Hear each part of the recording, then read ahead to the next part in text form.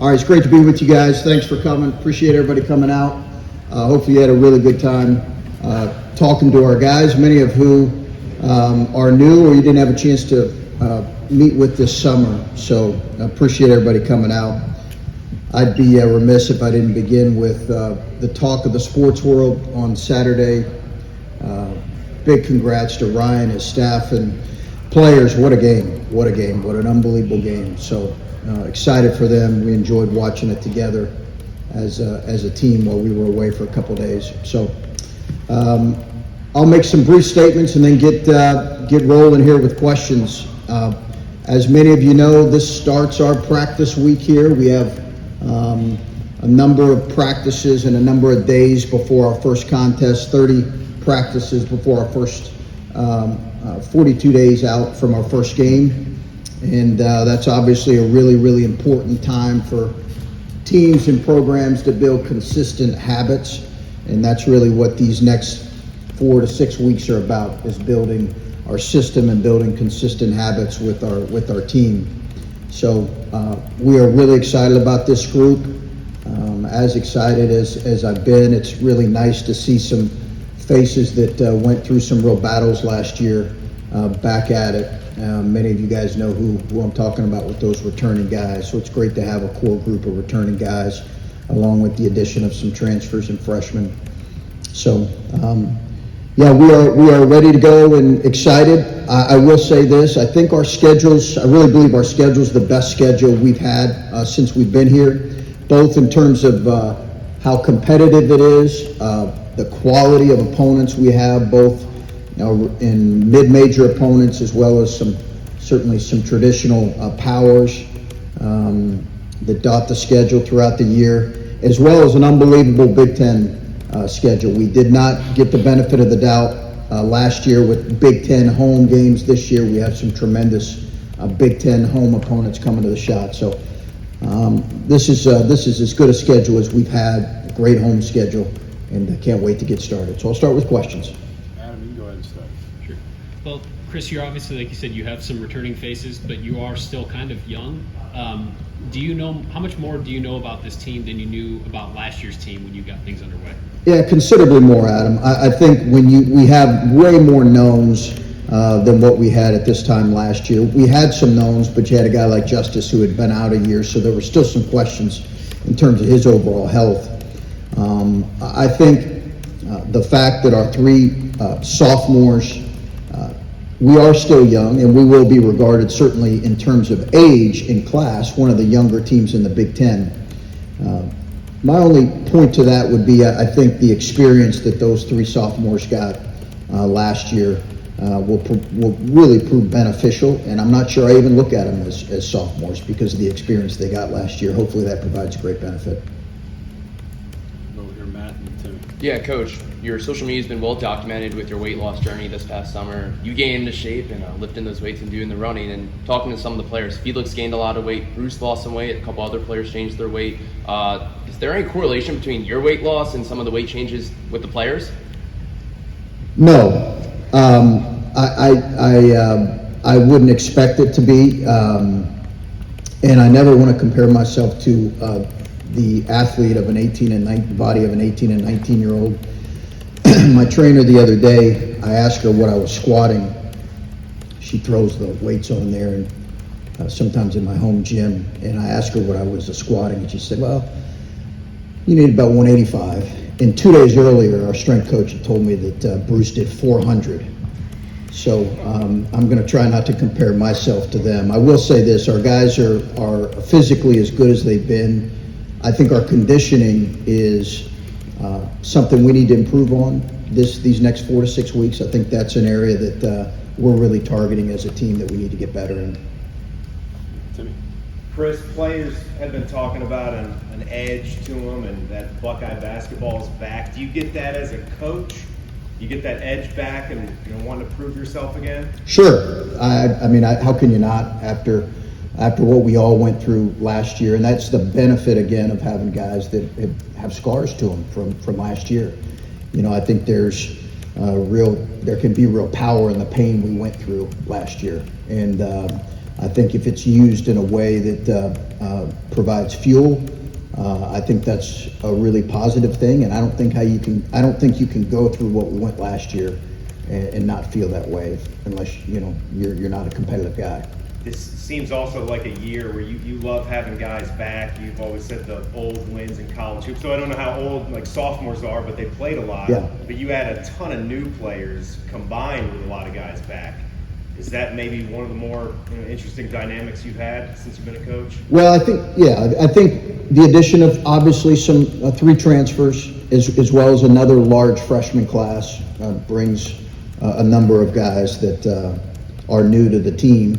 Although people who follow Big Ten basketball will know a couple of those guys, mainly Jamison. And yet I think in a way we may not need to be quite as reliant on this young core of freshmen that we needed to be last year. And I think ultimately that could be a good thing for them and a good thing for us. Obviously, we're here with Clay and then Tyler. It sounds like there were TVs but no phones in the hockey hills. And Roddy was like, at first he wasn't so sure about that policy. Yeah. But he thought it was very worthwhile. Yeah. We had a psychologist on call for the shakes that came out of the players when we took their cell phones away. I think they, at the end of the day, appreciated the fact that they were doing something that maybe was a little bit challenging for them, a little bit outside their comfort zone. But it was not. We were not asking for them to part from their phone for a week. But having a chance to just spend some time together was the first time we had done that, Clay. And, I think it was beneficial. And, it was a great opportunity for us to kind of talk about the upcoming season. It's not like we hadn't this summer, but it gave us an opportunity to, for us to speak to them as well as for them to hear from some other guys and then spend a lot of time together. We'll go Tyler and then over to Whitney. Coach, from the last couple of years in playing him, what have you seen in Jamison Battle, and what does he add to your program?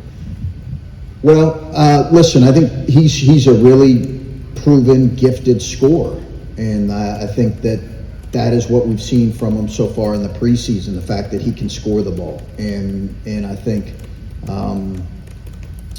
we needed that with the loss of some of our wings namely Bryce and Justice. We knew we needed some scoring.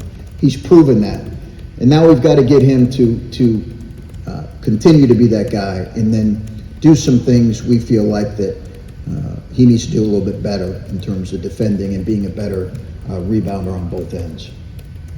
We'll go Whitney and back. Chris, you mentioned some of the body changes these guys have been doing. No one seems to have changed more than Zed. Yeah. How incredible has it been coming off that shoulder, what he's done with his body, and does that mean that he can maybe play the floor a little bit more with another big guy? Yeah, I think it's something we'll look here, Whitney, and talk about how do we want to play those two guys together. It's certainly something we're going to look at here in these next 4 to 6 weeks, and have a package where we play bigger perhaps. His mobility's good. He's got to keep it at a certain level. One of the things that has made Zed effective is he's been able to throw around 245 pounds as a really strong presence. So we don't want him to lose that. But his mobility's been really good, and we certainly will look at a big package for sure at times. How hard is it to recruit and bring in guys that will play well in the Big Ten style of play, but then also play well in the tournament style? Because let's face it, it's very different, but you have to win the Big Ten to get to the tournament. Well, you're exactly right. I think there is a different style of play that perhaps can get you to advance, and really a lot of it is dictated on how good your guard play is. I know that's maybe overstated, but I think we know that is a reality, that your guards and your wings have to be really good in that setting. And yet in the Big Ten, we know it's physical. I think almost every power league is physical, but there are a lot of big guys, as we saw last year. I mean, you can rattle off 5 or 6 really talented big guys.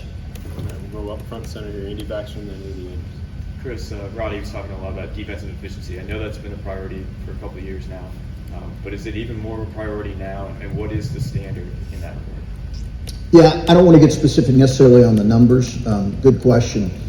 It is something that we have told our guys this is our goal, and this is something we need to get a goal we need to get to, and that's taken a lot of kind of thought and study over the season or over the off season in terms of what wins and what we feel like this group is capable of. I think this group has the ability to be a much improved defensive team, but we've got to do it and we've got to prove it. Up to this point, we've had 2 years of really not good enough performance on that end. And then last year, we just weren't efficient really on either end in Big Ten play.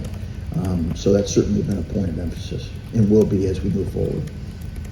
Andy and then Dan. I wanted to ask about someone a little behind the scenes, maybe Terrence Dials. Just what has he brought to this program and his role, and how has he helped players excel?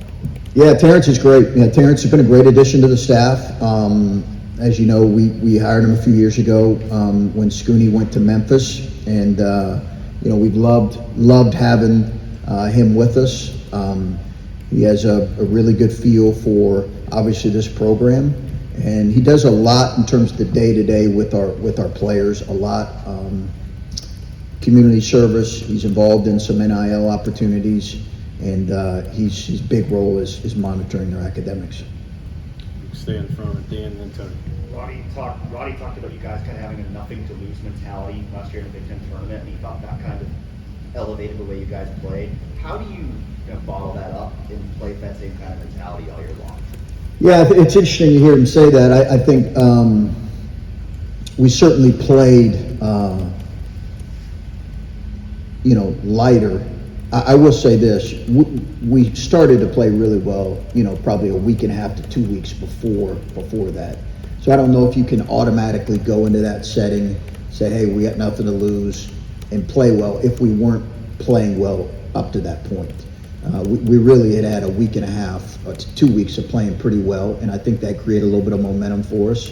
And then I think our guys did play really loose, and that'll be important for us. I think some of that comes with experience too.